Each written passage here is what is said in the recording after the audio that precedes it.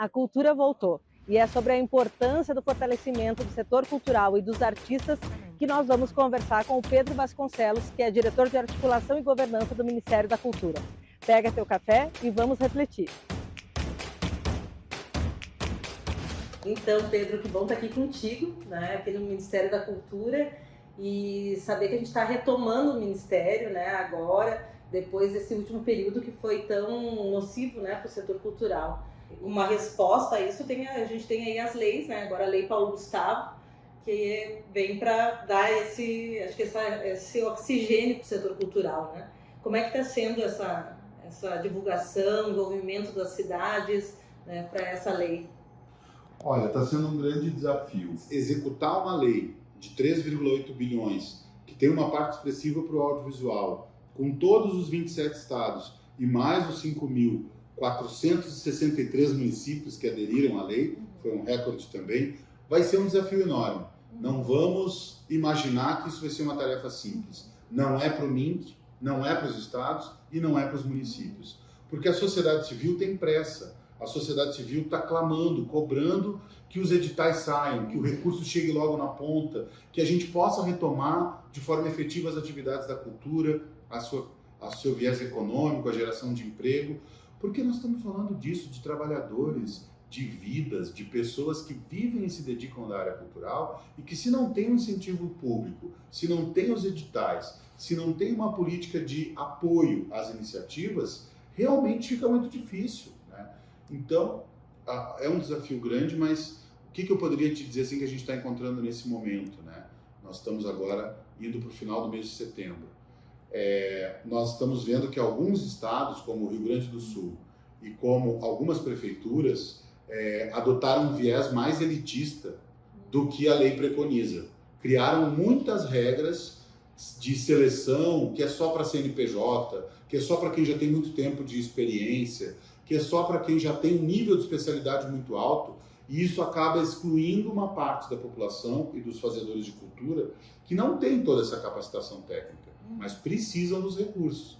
Então, nós vamos agora, a gente tem uma reunião hoje e a gente está discutindo isso em vários estados, né? Construir uma ofensiva do Ministério da Cultura para dizer, olha, estados e municípios, tudo bem, a gente repassou o recurso, a lei tem diretrizes, a regulamentação também, mas vocês não podem fazer esses editais de qualquer forma, de maneira que a gente deixe muita gente de fora, porque não era esse o objetivo da lei. A lei foi construída para um atendimento emergencial do setor cultural, e se passou o período da pandemia, a gente pode então falar de recuperação econômica, não tem problema. Não é mais a situação que a gente estava na pandemia com tudo fechado, mas é uma situação ainda de recuperação do setor que leva anos para se recuperar do baque. Então não é correto que alguns estados agora limitem muito as regras e dificultem o acesso. O movimento que os gestores têm que fazer é ao contrário, que é isso que o Ministério vai defender de forma muito clara.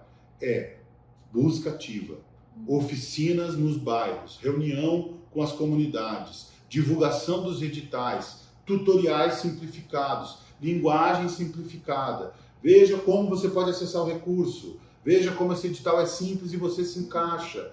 Tem cotas para negros e negras, tem cotas para indígenas, tem uma preocupação com a população LGBT, com mulheres, com idosos, porque está previsto na lei ações afirmativas para essas populações.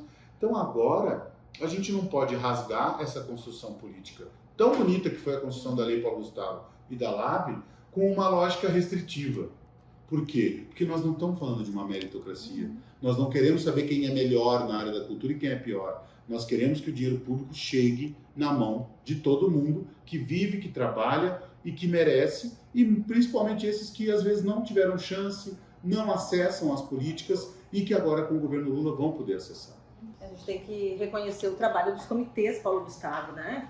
No estado do Rio Grande do Sul, a gente teve uma expansão, em muitas cidades tiveram comitês, né, que garantiram a participação da população na construção do debate, né, e dos editais, e também de mobilizar os municípios, tanto que o estado do Rio Grande do Sul, apenas 2 municípios não se cadastraram na Lei Paulo Gustavo. Então isso mostra, né, a importância dessa mobilização. Nosso mandato também ajudou aí nessa mobilização. A gente está fazendo um banco de editais do estado do Rio Grande do Sul também no nosso site.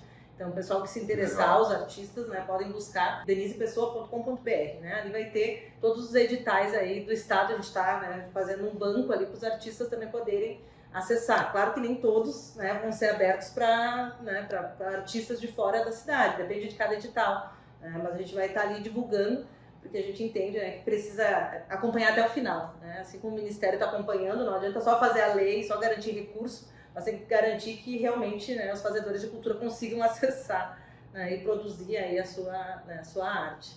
Você tem várias maneiras de fazer esse dinheiro chegar. E aí, os modelos de editais, os editais que estão abertos, acho que é uma ótima iniciativa. Pedro, te agradeço, querido. Agradeço bastante aí do trabalho. Seguimos juntos, né? Isso aí. Obrigado, tamo junto.